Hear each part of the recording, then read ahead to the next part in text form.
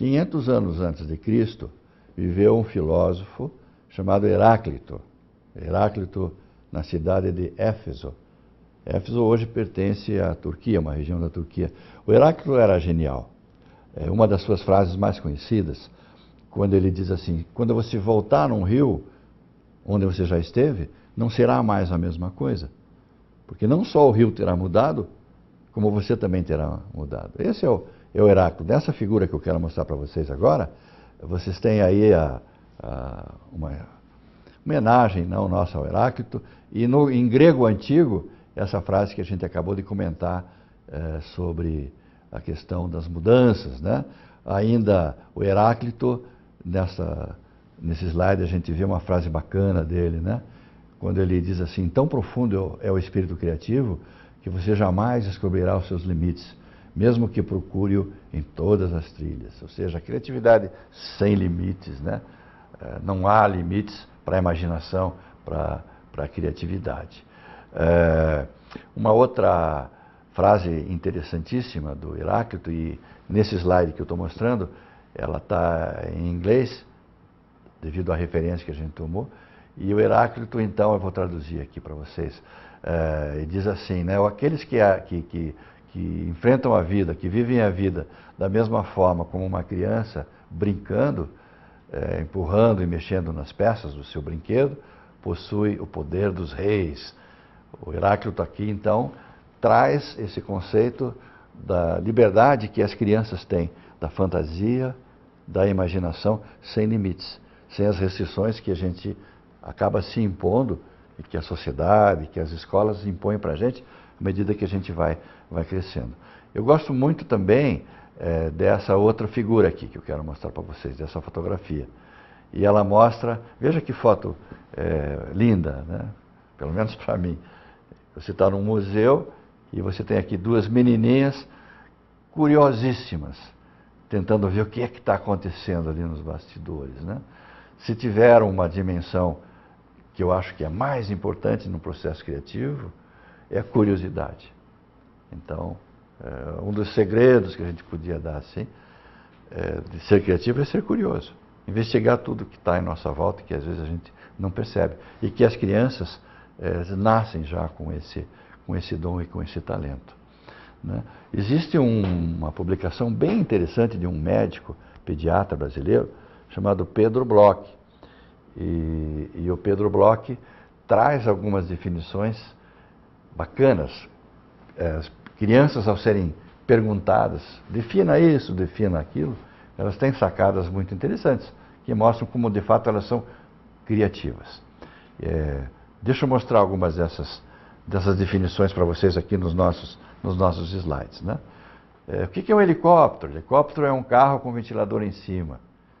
O que é uma cobra? Cobra é um bicho que só tem rabo.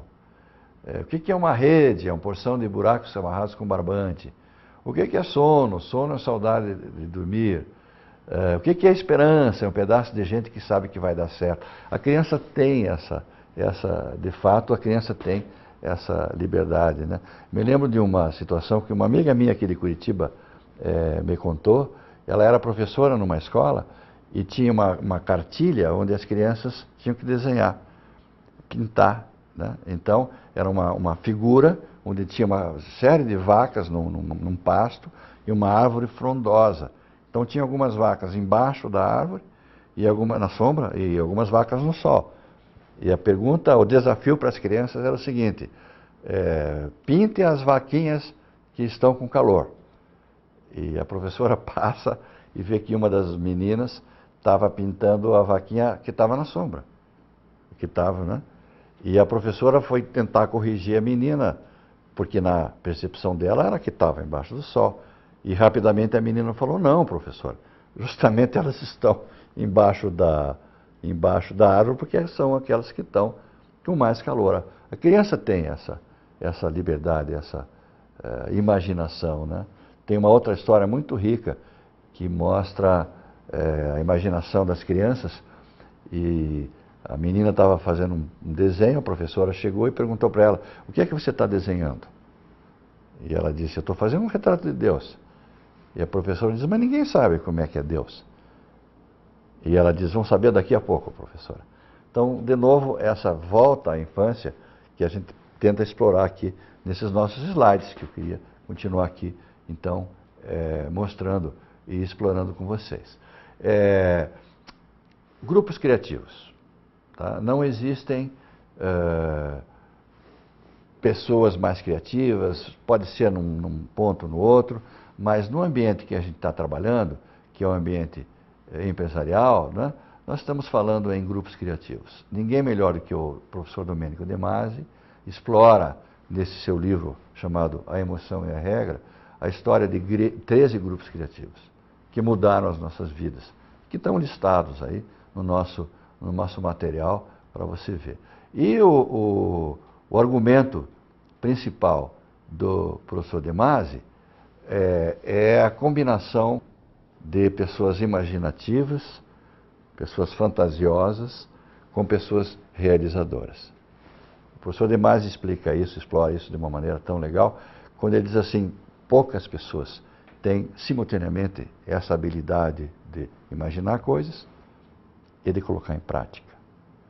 E grupos criativos fazem isso, através da diversidade de experiências diferentes, de pessoas com perfis diferentes, criar grandes coisas. Essa imagem que nós estamos mostrando aqui no nosso slide é a Capela Sistina, né? Criação do mundo. E aí a gente vê a genialidade de um Michelangelo. Não sei se vocês perceberam, na figura da direita, esse é exatamente o cérebro humano. Vejam a genialidade do nosso Michelangelo, né? Olha aqui. E centenas de anos depois, pessoas até hoje nem imaginam que ele tenha feito isso daí. Isso é uma outra figura, uma fotografia de uma obra também maravilhosa do Michelangelo, que é a Madonna.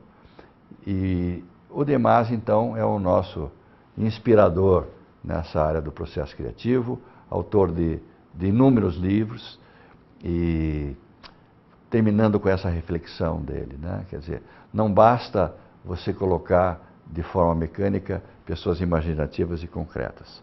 Tem que ter um ambiente apropriado, com pessoas que estejam sintonizadas, com líderes carismáticos que possam fazer esse trabalho, né? De juntar pessoas. Com isso, amigos, terminamos mais esse bloco, cujo reflexão final, então, é a importância de grupos criativos, de você oportunizar, de você ter ambientes propícios, de você ter condições que, da mesma maneira como um jardim, que as flores nasçam e que a criatividade se faça presente.